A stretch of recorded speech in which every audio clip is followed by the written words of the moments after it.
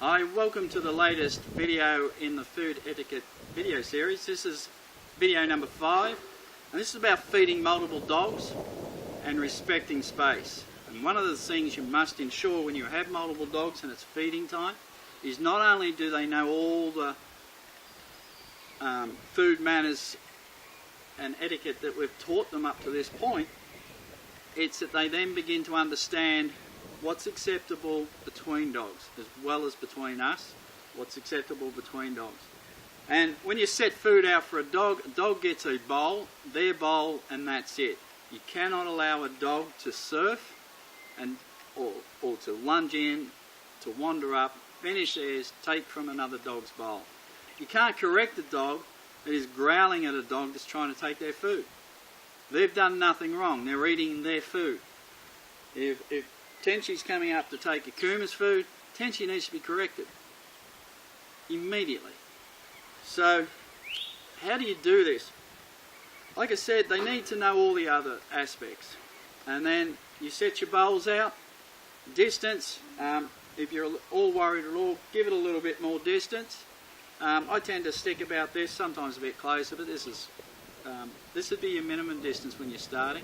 If you've got a dog that's a little bit touchy or a little bit that will do it, my suggestion is stick them on a lead, and that way you can correct them on the lead, keep them away, double tap, correction sound, and let them go.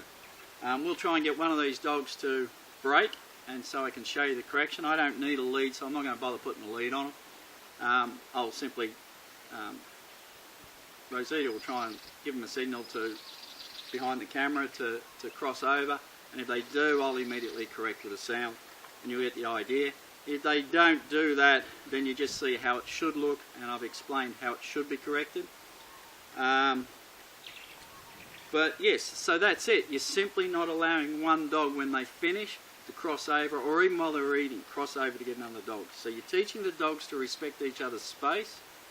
If they take it, you often find a dog will already do that, but the problem is we'll enforce that space. The problem is that can end up into a massive fight.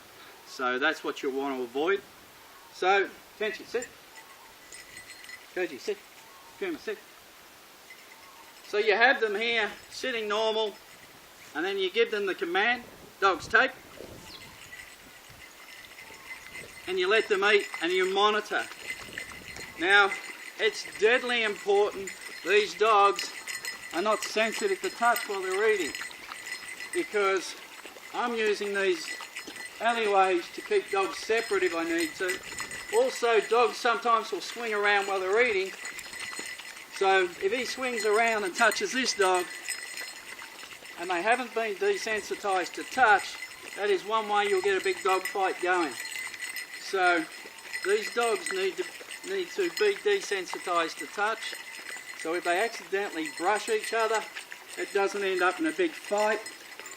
If I go to make sure they're not going to go to each other's bowls, it doesn't end up in a fight. So now they're finished other than just licking, and that space needs to be still respected until I say otherwise. Okay? So now they've done that, they've respected. I'll do what I always do. Dogs, share. Now they've been given a share command, which means each dog will allow the other dog to encroach on their space without an argument. But that's something that needs to be taught, and that'll be in the next video. We'll teach how to get dogs to share. Because until they're ready for that, you do not want a dog going to another dog's bowl. But like I said, you just keep them monitoring, keep a laneway that you can come up in between. Make sure that dogs can be touched and touch each other without it ending up in a massive row. Alright, and that's just teaching the dogs to respect each other's space while they're eating, and that is really important to feeding multiple dogs. Alright, I hope that helps. We'll see you for the next one.